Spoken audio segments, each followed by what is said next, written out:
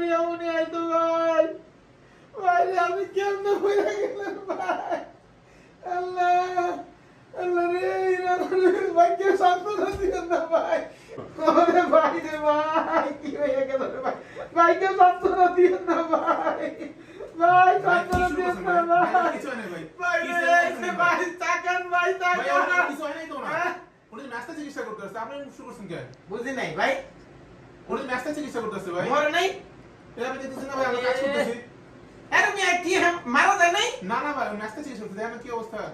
আরে ভাই বুঝলাম না। এই নাকের মধ্যে তুলা কেন? এই যে তুলা পড়ে গেছে ভাবছি আমি। সর্দি ভাই। আরে ভাই আমার তো অনেক সর্দি। আনোয়ার ভাই কি ব্যাপার, আপনি এতক্ষণ ধরে শুয়ে কেন রাখছেন? মেস্তা কখন পরিষ্কার করবেন?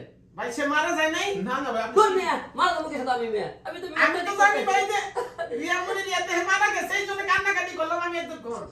একটু ভিড়ো ভাই। ভাই আমি লোকটাকে বেস্ট সেক্স করুন সে মারা যায় নাই? মারা ভাই যায় আপনি তো। কিছু জান, চিকিৎসা করতে যান তো যান, আপনি যান।